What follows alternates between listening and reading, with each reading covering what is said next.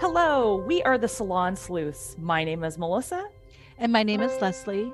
and we are two women from the Pacific Northwest. We are both curious about paranormals, spirit guides, ghosts, past lives.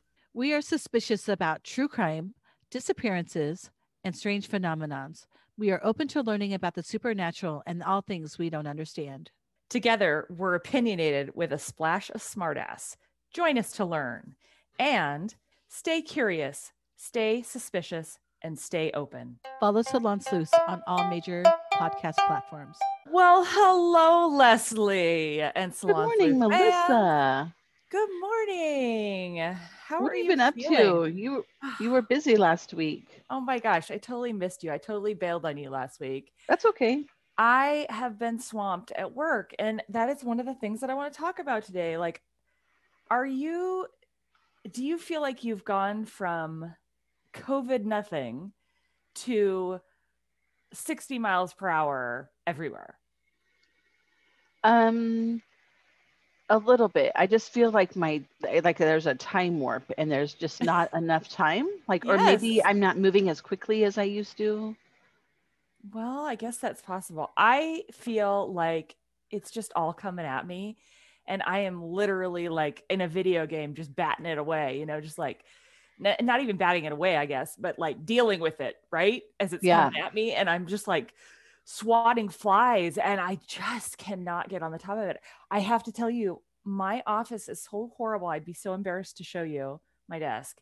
I had 7 minutes before you got on because now it's a race to beat you to the punchline. Oh, that's really funny. And you've Yeah, won and twice now. I've won twice because 2-0. There you go. yeah. Well, let's just point out that maybe you were late by a couple minutes, but it wasn't bad. But I set my timer and I was like, okay, I've got 7 minutes and then I'll be 1 minute early to Leslie. So I've got 7 minutes to clean up my office and I only got the floor picked up. But I just am so overwhelmed. I have so much amazing business coming towards me. And I love that. You don't want to turn away great projects and great things that inspire you and great things that you do, right? But I am so overwhelmed. And then coupled with, I don't know about you and your industry, but my industry, the biggest problem we have right now is supply chain. So everything is back ordered, not available. I've had to reselect so many clients' products because we're already under construction and this isn't available or that isn't available. And it's just been like dealing with those fires instead of getting ahead of the other things that are going on. And so, no, so far people have been pretty patient and with me, but I don't know how long I can sustain this feeling of being behind. Yeah. So I'm just a little overwhelmed, but my mother is having a pretty major shoulder surgery. She's having that, I guess it's called reverse shoulder surgery, the upper part next week. And so I'm her caregiver for a few days. So I'll be over there. So I've got to take time off for that. And so then I had to go to her pre-op appointment so that I make sure I know what's going on and how this is all working. So yeah, it's just been a little busy around here. Yeah. Well, how about you? And I have a professional question. So like you said, I went to IKEA and everything's out. Like you can't find shelving and things like that. But I wanted to ask you, you know how their walls are like super thin? They're probably like a couple inches wide. Yeah. Just for the display rooms. Yeah. But they seem pretty sturdy. What are they made out of? Ooh, I don't know. That's a good question. I've never looked at them. I wanted to maybe divide up the playroom a little bit. And I was like, oh, those cool little thin walls would be really fun. But I'm like, what are they made? I was trying to think like it wouldn't even be like really thin plywood because even that would warp unless it's like super. Right. So I have to go back when I go back. I wonder if it's metal, like metal studs, but even those are, 3.5 inches or whatever. And then you got to cover them with something. I've never really paid attention to them. Yeah, I was just curious. I thought maybe you would know. Yeah. But yeah, you can't find anything, even at cheap places like IKEA. So I can imagine like the bigger like things that you need, like wood or whatever, might not be available.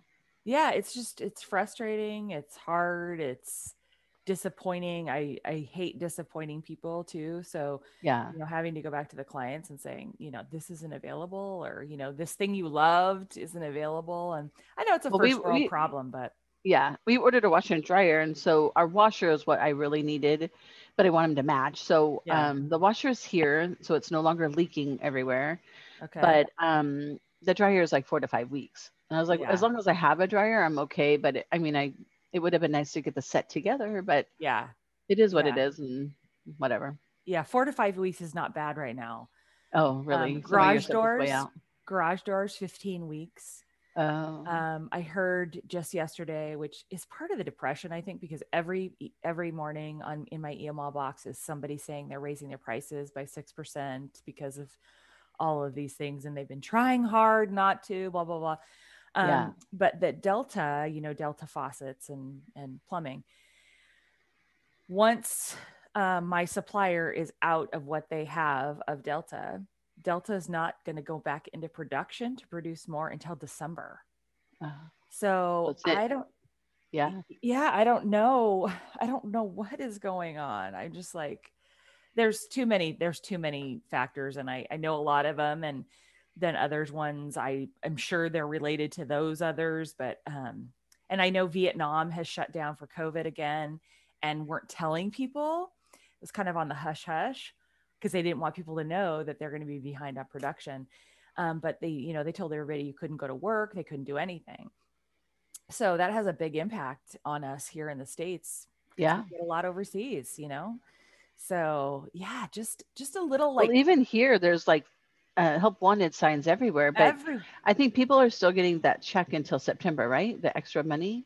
well, August or September, somewhere in there. So Yeah. maybe then people will want those jobs that I Yeah, don't I know. watched. So this is one of my topics today, or my Yeah. only topic today, is I've been listening to a new podcast, and I listen to the daily, and I also listen to Honestly by, what is her name?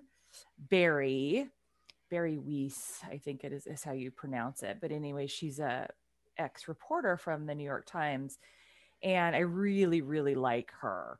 What is it And called? Honestly, Okay, I'm gonna look that yeah, up while you're and talking. it's brand new, but the issue, they on the daily they actually interviewed some people that were not going back to their jobs in the food industry, and the food industry is really struggling.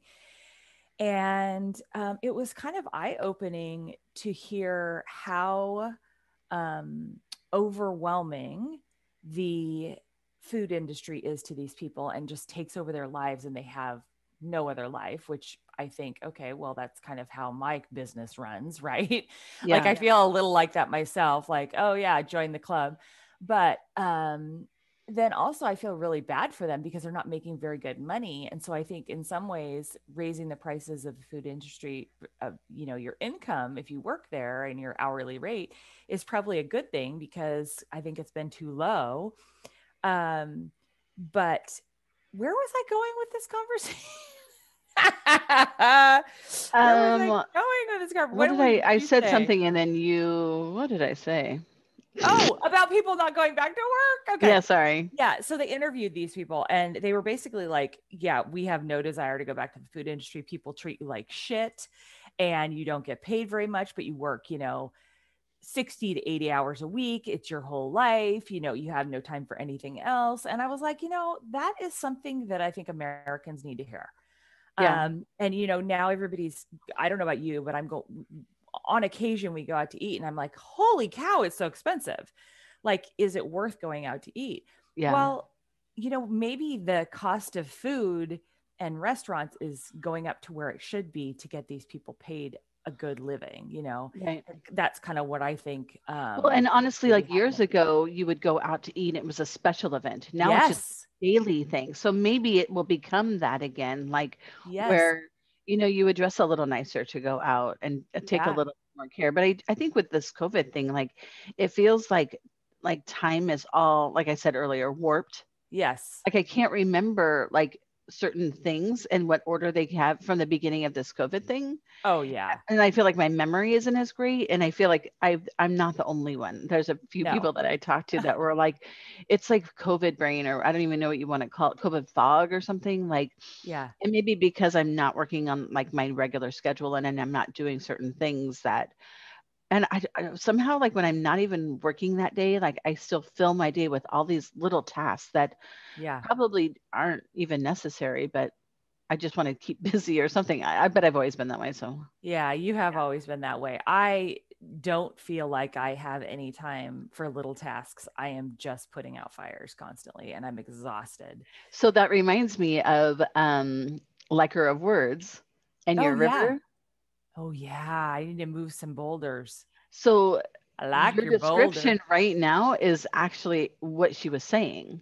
Yes. Like you have to like clear out your dam. And that's what you were doing. So it's really weird that, because I got that thought in my head right when you said that before, that, oh, this is Liker of Words is telling you to clear out your river. And you know what? I said I was clearing out my river, and I was, and then my river got polluted again. Yeah, just got full of stuff. How does that happen? How do I let that happen? Well, it's not just you. I think it's your environment has happened and it has, contributed to your river. Yeah. Yeah. It's not just you. I gotta take control of my river. And taking on projects when maybe you didn't have all the time that you would necessarily need, or like being honest with yourself when it comes to timing. Yes. Like, this isn't a great time. Like, could we revisit this in 3 months? Yes. Oh my gosh. You're so I don't know. That's just a thought I had. Well, it's been hard. And even this podcast, I'm like, okay, how does this fit into my life? Like, I have all these stories in me that I want to write down and get prepared for you. And it's like, I don't know where I'm going to find the time to do that. Like yesterday, I actually came home from work, and this is kind of ironic because it's A, how I deal with stress, but B, it's the exact opposite. If you've got so much to do, why are you doing this? I came home yesterday and I had a shit ton to do, but I needed someone to come out. This is complicated, but I needed all these things to align. So I was the only one home. I needed somebody to come home to take me to go get the RV, to take it and blah, blah, blah, blah, do all this stuff. And it was 3:00 and I knew, no, it was 4:00 and I knew nobody would be home until 5:00. And I have a shit ton to work to do. Like, there's not a lack of things. And I was like, I'm over it. I just have to lay down and rest. And I think that's how I've determined now over COVID. That's how I deal with extreme stress is I sleep. And so I just laid down. It took me the first half hour to like actually relax fully and stop thinking about like the to-do list going on constantly. And then I got a good solid half hour of sleep. And then I did not pop up by any imagination. I was still like, I could sleep longer. And then I got up, made myself get up and started going again. And I worked until 10:30 last night doing stuff. So I've come to determine that is how I deal with stress. Well, and maybe you just needed a break. I like did. Maybe, yes. Like, and it's okay to take an hour for yourself when you're busy doing stuff for other people. Like, don't feel bad that you took that hour. Like, well, and I'm like you, like, I'll go. And like at the end of the day, I'll sit down and try, because I'm trying to learn how to palm read. So I sit down with my book and I'm like, and like, until I can no longer, until I'm like cross-eyed and stuff. Like, I just can't. Well, and in some ways, don't you feel like that's just one more thing you have to do?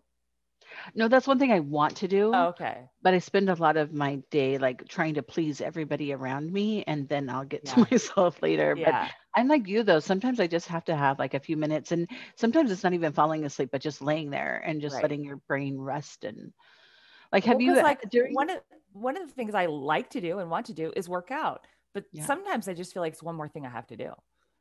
I did hear recently, like 10 minutes of jumping rope is like the equivalent to 30-minute run.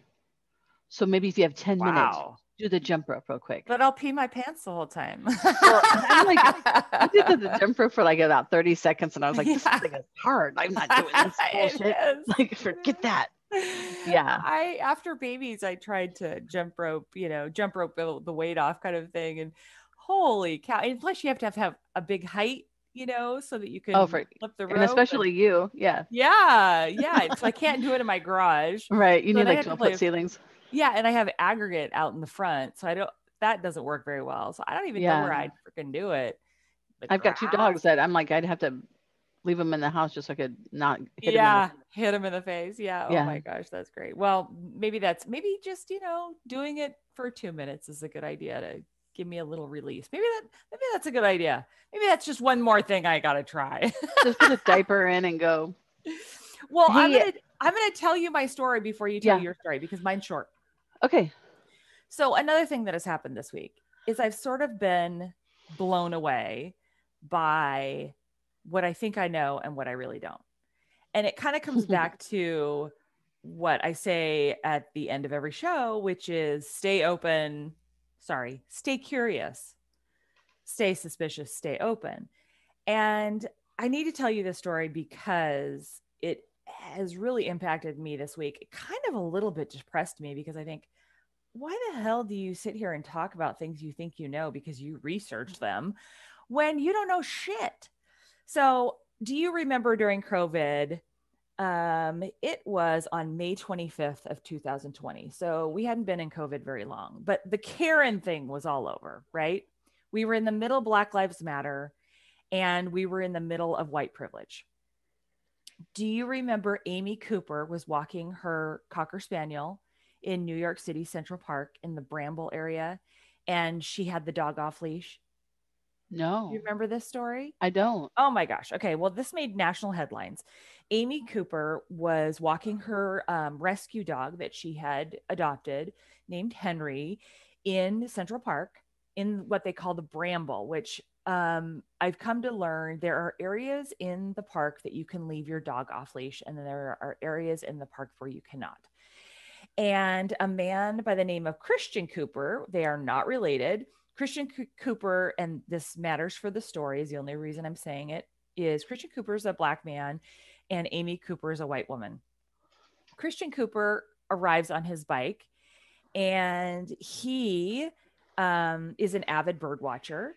And he starts telling Amy that she needs to put her dog on a leash. And she kind of gives him a little bit of flack. We don't exactly know what transpired, but what we know is then he turned on his video player and starts recording. Now I remember. Yes. Yep. Terrible. Yes. And he says, she says, I'm going to call 911 if you don't leave me alone. And I'm going to tell them that an African-American man is threatening me and my dog. And he very calmly says, fine, do that. Please do that. And she calls and she tells them, this African-American man is threatening me and my dog. And then she just seems to get more theatrical and worked up. And she says it like 3 times. And by the end, she sounds like she's being strangled, right? And the whole time, he's just calmly standing there with the phone and being pretty calm with her, right? Well, so in the aftermath of this, she was fired from her job. The dog was taken away from her. She got hate mail, hate emails, hate voicemails almost immediately. By the end of the day, she had 100 emails that told her to kill herself. This was by the end of the day. A few hours into this, she called her parent. Well, I shouldn't say this part because we didn't know this part. But anyways, she called her parents and said, if anyone starts calling you, tell them you don't know me. That you're not related to me, which she started crying when she said that because that would be hard.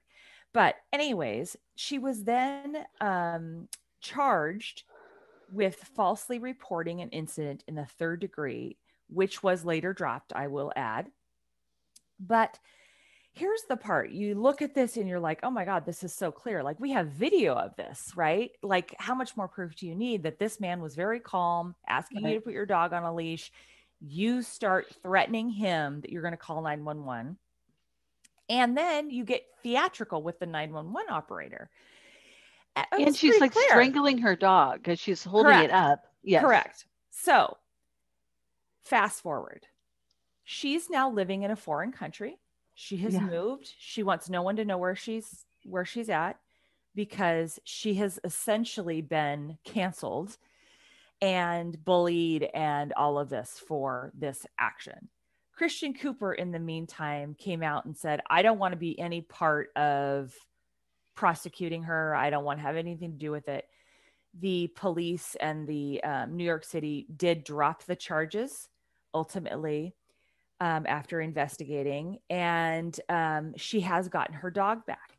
Now you say, well, what happened there? What kind of happened? Well, upon further digging, you actually find that Christian Cooper, he was part of a Save the Parks group.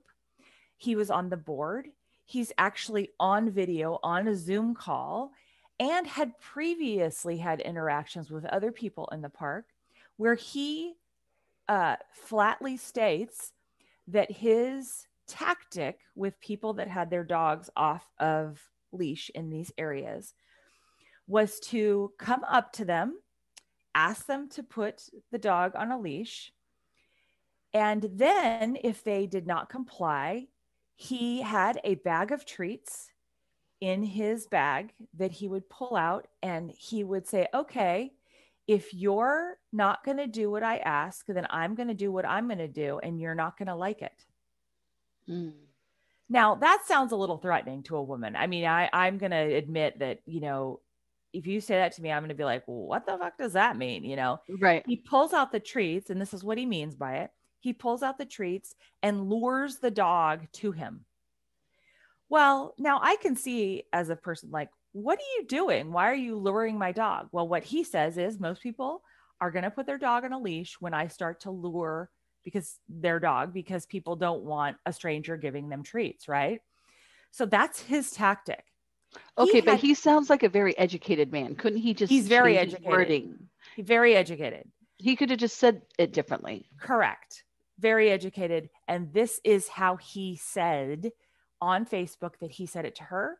And now we know that other people have said he said the same exact thing. Yeah. Now, here's the thing. There was at least 3 other people that said that the same exact altercation happened with them. They did not want to come forward because they did not want the social canceling culture and the social ramifications that Amy received. But the backstory, what they say, very much to her story aligns, is that he would take his helmet off and they all kind of use the verbiage of wield it almost like he was going to hit them with it. Like he had a very forceful stance, and in the way he was holding his helmet that made them feel threatened, all of them. And then he does try to lure their dog away from them. And then when he called 911, Amy Cooper, in her words, says his demeanor changed. He got much more soft-spoken. He got a lot more passive in his aggression towards her. And he has never wanted to come out and speak about this. He has just went silent. He refuses to talk. But this was on this podcast, this new podcast where I really like, that I was telling you honestly. So if you guys want to hear it, it was just played earlier it was last week, I think. What is that called? Week. Gaslighting? Yes. Yes, exactly. So that's interesting because but she was acting really extreme. But so if she was super fearful for herself. Correct. So one more thing. Might do that. Yeah. She was sexually assaulted in college, which, not an excuse, but definitely aligns with her feeling alone in a park. And I've been in Central Park in some of those little alcoves, and you do feel like you're in the middle of nowhere. Like you'd have to run a long ways, and he's got this stance towards you and kind of branding this thing. You don't know what else he's got. He's clearly got treats. What else does he have? So I can see how she'd be feeling a little threatened. Well, then they got the 911 call, Leslie. And this is where I feel like, holy shit, what we think we know, we really don't. So the first time she called, she could not be heard. It was all bobbled and whatever they call it. Like just Backbeat. yeah. The 911 caller says, "Ma'am, I can't hear you. I don't know what you're saying." So she repeats herself. And you can hear as she's repeating herself more and more, she's getting frustrated because the 911 caller can't hear her. So if you look at it from the perspective of hearing the 911 caller, so she says it again. The 911 caller clearly doesn't understand her again and says, "Ma'am, I can't hear you." So then she starts almost crying in her theatrical, what we're calling theatrical, right? She's almost kind of getting panicked and getting really, really upset and saying it again to the 911 caller. So as a bystander, we heard that and we were like, she just keeps repeating it because she's not getting what she wants from the 911 caller. No, the 911 caller can't hear her. So she's getting more and more upset because she's now getting more and more scared that she's alone in the middle of a park with some guy, and he's got dog treats. I don't know what else he has. He's kind of got this posture about him. I'm getting scared now that no one is. He's very intimidating. Very intimidating. And so anyways, when you put all those things together, Leslie, I go, you know what? We really don't know what we think we know. You know, we talk about these cases every week and we do our research and they just give us what we want to know. Apparently, the New York Times knew some of this information. They buried it in like the very bottom that he'd done this before. He actually publicly came out on his Zoom call. There's video of him saying, "This is what I do. I lure people's dogs away from them to get them to comply with me and put their dog on a leash. I specifically go up to people that are in an on leash area that do not have their dogs on leash, and I confront them." This changes this for me. I'm like blown away. And he does it in a very like confrontational way. Yeah. Kind of scary when he's Yes. super calm about it. And you're just like, what is going on in that brain? Yeah. And I don't think it mattered the color of his skin. I do think it mattered that she'd been sexually assaulted. I do think that mattered. As a woman, and you know, I'm a tall woman. I have never been necessarily grabbed or anything like that, but I actually do know my strength, and I know that a man can overtake me. I've wrestled with my brother enough. You know, he was smaller than me at the time. I know men are strong, way stronger than me. So even as a tall woman who has never been attacked like that, I know I have no chance, really. Yeah. And yeah, I've taken some classes, but at the end of the day, I don't want to have to like do any of that. I don't want to be attacked. Right.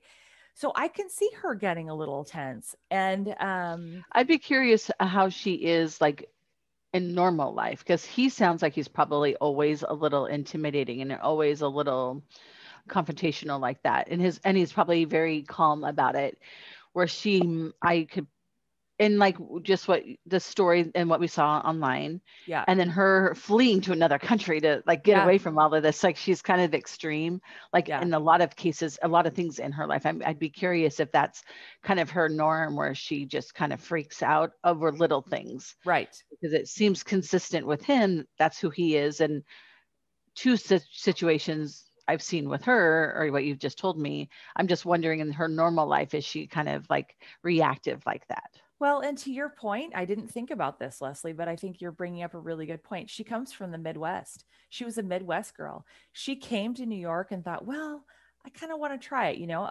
in her words, in her description of this, she sounded a little meek, a little scared to even go to the city. And she didn't think she'd stay that long. And she ended up staying a lot longer than she thought she would. And so to your point, she's not that badass New Yorker, right? She's not used to kind of that get off my ground, stop treading on me, you know, kind of quick to defend, right? Yeah. So to your point, you know, you could be really right. I don't know her personally. I don't know him. Yeah, I mean, it could just be her personality. Yeah. This is just speculation again. Yeah. But I feel like this has turned me over in terms of what I think I know and what I really don't know. Well, and I think that's a good reminder of what we're looking at and what we're seeing anywhere or hearing. Like there's always, if you Google something, you're only kind of Googling that one side. You need to, research other things just to figure it out completely, because the media is only going to show you what they want you to know. Yeah. Yeah. Which is sad, because they just painted her as this terrible person. And I think she's probably a very reactive person, but they took out all the important parts of why she was reacting in that way. Right. And she had been, by the way, I should note, and I think this did come out at the time, but she had been volunteering for this dog rescue group. She'd been like doing volunteer work for them for a while. She ultimately did get her dog Henry back, which, sounds like the right thing. I mean, I agree though. It was a little like scary. It looks like she was like kind of the dog, but she was like backing herself back into the woods. I would have been like having him up on my arm, and I've been like walking on the path to get out of there as I'm on the 911 call. I wouldn't have I don't know what I would have done actually. That's what I think I would do, but I don't know. And if you're cornered like that, you don't know. And I would say that I had a dog who had leash aggression, and this dog, I'm not saying Henry, her dog, had leash aggression, but I'm saying that when you're confronted and a lot of things are going on. So she's got this man talking to her, now videotaping her. She was trying to get him to stop videotaping her. I'm not sure why she was concerned about that. Probably for this exact purpose. And then she's on the phone at the same time with 911 and holding her dog. So she was basically doing 4 things at once, and the dog's reacting, right? Yeah. Like she's anxious. She's getting worked up. The dog apparently is kind of, I'm not going to call him a therapy dog, but had some therapeutic, tendencies. And so the dog may have been reacting to the whole altercation. So you've got all these things reacting, and I think her attention was so broken up. Yeah. So I really felt for her, and I at the end didn't feel like she took full credit for how she had contributed to it. Yeah. So I'm not going to tell you that I'm completely on her side, because I didn't. At the end, I was like, well, you could have handled that a little differently. However, I also saw a whole new side to this that I did not see. Yeah. And the fact that he purposely went out to have these altercations with people really changed my whole view of the whole situation. Yeah. So that's really sad. Unfortunate. Yeah. Unfortunate. And I feel bad that she's had to flee the country. That's, that's a little extreme. Yeah. This whole cancel culture thing though, that's a whole nother topic we'll get into.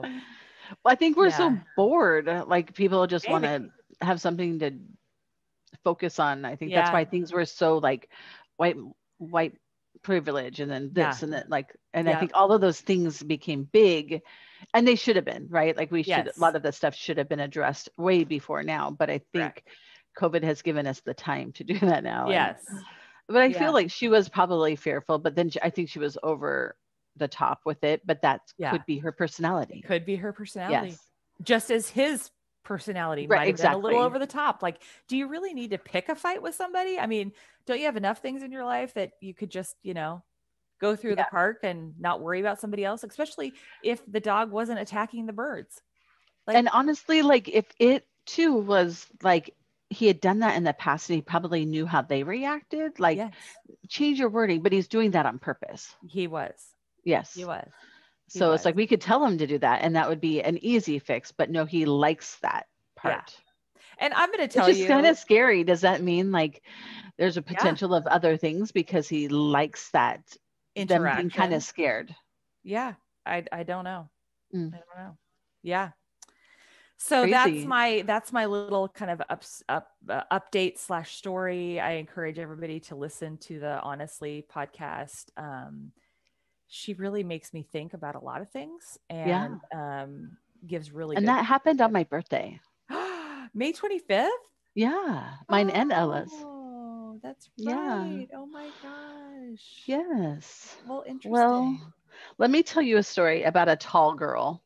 Ooh, tall girl. This is kind of interesting. Girls. Like it's weird how some of our topics, like then they're not the same, but they kind of go together. Yeah. Because we don't plan these things, you guys. No, we don't. We ain't got time for that. Yeah. Really. I mean, I might, but you don't. Yeah. Okay. This happened in January 15th, 1980. Okay. Right. And this, so it's cold. It's January 15th. And this happened, this was at Mount Hood Community College. Oh gosh. Okay. Yes. So this was in an evening class. A student was going to class, and so Northeast Kane Street is the entrance. It's the main street to get into Mount Hood Community College. So on this night of January 15th, a woman goes running into Kane Street, and she is waving her arms. And then you see a man come out of the brush, pull her back in. And there were a few motorists who had actually seen it. So the thought that they had, now going back and contacting them, they thought there was like a game of it was like a college prank is kind of what they were thinking it was, because it didn't look too crazy. I mean, a woman's, raising her arms, and then a man pulls her back into the woods. I don't know why they wouldn't think that wasn't an emergency.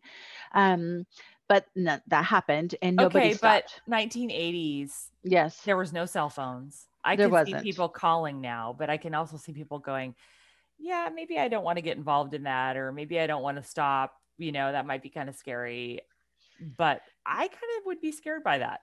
Right. And I was trying to think, there was, they said it was a youthful game or dodging the traffic, or it could have been a college prank because it was right next to the college. And this is when they were able to contact people later or have them come forward. This is what they said they thought it was. They didn't take it as an actual something happening. Anyway, the next day, some books are found, a purse is found on the grounds, and then the student finds this girl's body.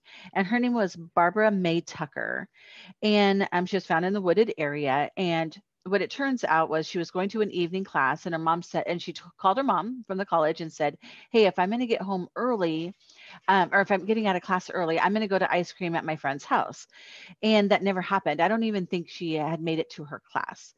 And so it turns out 40 years later, there is a direct match through DNA for Robert Plympton. And he never actually moved far from that area. In fact, I was able to dig around, and I did find his address. And from my house here, it takes me 35 minutes to get to the college. It takes me 33 minutes to get to his house. So, but I didn't know how to do the mapping between the two. Yeah. So driving wise, it's only a 3-minute drive, but that would be around and about. If you go from like his neighborhood, you can follow Beaver Creek straight to Mount Hood Community College. I don't know if this is the house that he lived in when this attack happened, when he was only 16 years old and going to Reynolds High School, but it is owned by his mother. Wow. So it could have been that house. So this Robert guy, and so reading all these articles, some of them say he had 2 kids.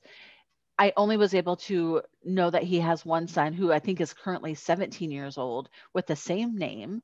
So when you Google it, you're getting half of his son, who's a wrestler and a very good wrestler.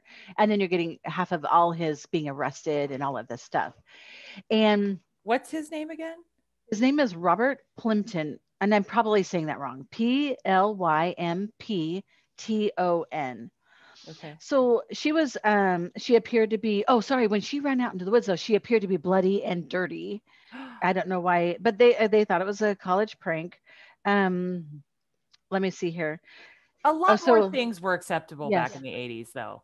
It was just different. I mean, who knows what they thought, really. But Detective Aaron Turnage, he is the one that was assigned to this cold case. And he's the one that provided the DNA to the Parabon Nano Labs. Uh-huh. So he turns in that DNA, but and they did end up getting a direct match, but it was also with the help of Ancestry.com. Oh, wow. Okay, here's the really sad thing, though, because that happened in 1980, right? And then, so in 1985, he was convicted of taking a girl and assaulting her, I believe. He spent 30 months or 30 years. Okay. Almost 36 months. Yeah, that's right. So 3 years. He got out in December 1987. He was convicted of second-degree kidnapping in Multnomah County. Then between the years of 1993 and 1997, he did 2 6-month stints for DUI. But then in 1997, when he kidnapped and assaulted that girl, the case was dropped due to lack of evidence. But being that he had this history, but they also didn't know about the killing when he was 16 years old. Yeah. So then I was kind of going online last night and looking up like cold cases in Oregon and trying to, and then Michael came in the room and I had to stop but I was trying to think of like in the area of which he lived, because he doesn't seem to travel far from that. Yeah. Like, could he have done something else? Right. And so it looks like the house that he was living in, and still is, well, he's in prison now, or in jail, but his wife and family are still living in, is owned by his mother, Vivian. And, but they've never transferred the house into their names because she died in 2018. And the weird thing attached to, like, if you look like up her information, it said her phone number was 503-666-0000. And I was like, ew, that's kind of weird. I just thought that was a weird thing. But Barbara, who was killed, she was actually a really good student. She worked at Sears. She loved to crochet and knit. Like, we would have been good friends. And she was raised in the Westmoreland area, and she was going to school. She was in her second year at Mount Hood Community College for business. And then she pulls him in. He was only 16 years old when it happened. The other thing is she's 5'11". Wow. It didn't, yeah. So I thought that was really sad and terrible. And the fact that had those, like, I mean, I guess it was just the DNA, but I have a feeling that there was more going on between those dates. Like, there are probably more people out there we just don't know about. Okay. I don't know when. That Go is ahead. my point, is that she was a tall woman. Like, I have always kind of felt like, maybe I don't know. I'm not a huge target because I'm taller, but I know that I'm not stronger. And that is my point. And clearly she was still a target, even though she was taller. Yeah, wow. it didn't stop him. No. And he was 16. Like, yeah. But if his son was a wrestler, he's probably a wrestler, right? He might have been super involved in that. I do want to say too, the other weird thing, and not a weird thing, but according to Pamphlet Media, he owned let me see, it was kind of a cool name, which I was not happy that it was a cool name, because that means it was called the Spotted Owl Guide Service, where he made these handcrafted boats that would do river tours and go down rapids, and he would show people like wildlife. And so it sounded like a really cool thing. And so he did these tours. And as far as I know, he did them up until he was arrested. And, but then, like, you get people out in the woods, like, like, I don't know. But it's just really unfortunate for his wife, who probably had no idea any of this. Like, they were totally blindsided, and he's claiming his innocence, but there is a direct hit of his DNA. Like, try to explain that. And the fact that you live so close. Yeah, and the history. Yeah. His next court date in Multnomah County Courthouse is October 11th, 2021. Like, literally, all of this just happened. Okay, so question, does he have a father that was ever in the picture? I mean, so both of his parents have died, and I believe that they were still married because their graves, they're together. Like, the mom is now with the father. And we know that it was him and not the dad. Well, a direct DNA wouldn't have the same DNA as your father. Oh, okay. So you mean like it's a exact match is what you're saying? Yes, it is a direct hit. Yes. Okay. Yeah. And was it on her clothing or something? Well, I believe she was SA. I don't know if you can, I read Bible, sexually assaulted. Oh, okay. Yeah. So she, yeah. So his DNA was all up in there. Yeah. And beat her like crazy. Yeah. And so, oh my gosh. So she's found it. And I was like, that was so crazy. So this other detective, which I think we would really like to talk to him, because he's young and he's got fresh eyes on all these cases. So he mentions this next one that he's working on. It happened 30 years ago. It was a girl that was stabbed to death in Gresham, and her name was Ann Hansen. So that's the next one. So if somebody's out there and you're attached, he's coming for you. But I also want to, like, anybody listening to this or knows something like around that area, like, you really should come forward at this time Right. if something like this happened to you that might Yeah. involve this guy, because this is the time to put him away. I mean, he's Yes. basically lived this life and then also had other things going on. But could you imagine like having the same name as your dad, who's now arrested for this No. murder, and then you're still in high school and people, Google, or it's in the news, and then Yeah. I mean, And anytime somebody like college Googles your name, you're going to find out that your dad was this convicted murderer. have they done any interviews, the kids or the I didn't wife or see anything? anything, and I could barely get enough information. I was trying to like figure out more about his wife, Yeah. and apparently it looks like she's like shut down any social media that she might have had. The son has a Facebook and he does have a Snapchat, but I couldn't see anything from it. It's all Yeah. private. And but I couldn't also figure out when they got married. But if the son is 17, let's just say they got married a year before that. This all of this happened before they got married. Yeah. And the wife is Unless it's 50. not his first wife. Yeah, it could be. I mean, it looks like he probably lived with his mom all the way up to then. According to this, the the mom was 104, but she had actually Jeez. passed away a few years ago. But they never did transfer the house into their names. And the weird thing is, it looks just like our Grandpa Joe's house. Like it's that same Oh, style, just a small little one level. And ranch. then, so this Barbara girl, both of her parents have passed away by now, and she's she's one of 7 siblings, which I think all of them are still alive. And she has 3 sisters, and they're just excited that, finally they have some Yeah. answers. And even though it's terrible, they can finally like put that all to rest. And the mom would actually keep a log of every time she called the detectives, and Oh, every time like she just always kept notes of everything. And it was just this cold case that never anything happened. And I'm like, who would ever thought a 16-year-old boy would be yeah. capable? So even though he was 16 at the time, they are trying him as an adult now. Yes. And it kind of reminds me of like our friend's friend who Yes. did something really young and then is now paying the Cost cost of those things. which we can't talk Not yet. I can't wait until if he will. about. Anyway, Detective Aaron Turnage, 503-618-3136. If you know anything, Leslie, or call him, see if he'll come on. I know I should. It was, I don't know. I just thought that was super sad. And it was in our backyard, really. Like, Yeah. she was just going to school. Yeah. And I can't believe he was so young when he did this. Like, how was his upbringing? How was he treated? That Yeah, makes me that I don't wonder know. And about. I couldn't find anything about other siblings. I didn't like, there's just not much information. And then when I tried to go to his Facebook, it just led me to his son's, which I kind of feel like it was up once Yeah. because I looked at it like a week and a half ago. Yeah. And then I think everything kind of maybe got shut down. Like, because I think there was a guy on there, like the fish and everything. And I was like, oh, I Oh. should have written it down then and I didn't. So mad Oh, because I darn think it. she might have gotten the information. Um, anyway, that's what I have for you. Not much. But It he just lived in like it was Troutdale, like on the yeah. backside of Mount Yeah. Hood. So It just I makes had me community wonder college. what happens to these people to at that such a young age have such aggression and anger and disdain for women or people or whatever to make you lash out like that.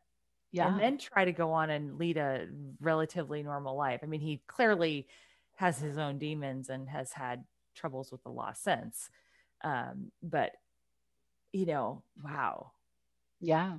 Like, Well, according to the palm reading, this part of your palm right here, if it's beveled out, that's your anger. Like so you're like, hey, let me see your palm. Oh, you got anger issues. wait, Like beveled out. What do you like mean? if it like so yours is kind of indented, but if this kind of was raised up, like if I can push my finger behind it, can you see it Oh, looks like if it's this kind of was raised? raised up, Like if this part of your skin oh, is raised up. was like a bump. You know how we have the bumps up here? Yeah, yeah, yeah, yeah. If that was like raised right here, that's like Oh, anger. That's your anger part. The other ooh, interesting thing I've read, and I haven't tested this yet, but usually when you get a headache, you'll get a red dot right in this area. whoa. Okay. A very faint red dot will show that you have like a migraine. So when you get your migraine, look there and just Ooh, tell me if okay. that's true. Okay. I mean, who knows? I've been like trying to find out cool little things, but that's your anger spot apparently right there. Okay, I will check that out. Yes, I do get migraine. So next time I'll try to remember and look. Yeah. When Does you're it trying to matter like which focus hand? on one. So it would be your active hand, I believe. Okay. This is your non-active hand is like the skills that you were born with. And then your active hand is like how you're using that stuff. Okay. Okay. Yeah. So I believe. Well, that's it for today. That's it for today. I love Yes. it. Okay. Well, thank you so much to all of our listeners. We want to encourage you to give us a 5-star. We also want to encourage you to take some time and review us. And also, you can hit the subscribe button. We're either on YouTube, we're on Spotify, Apple Podcasts, Podbean, Pandora.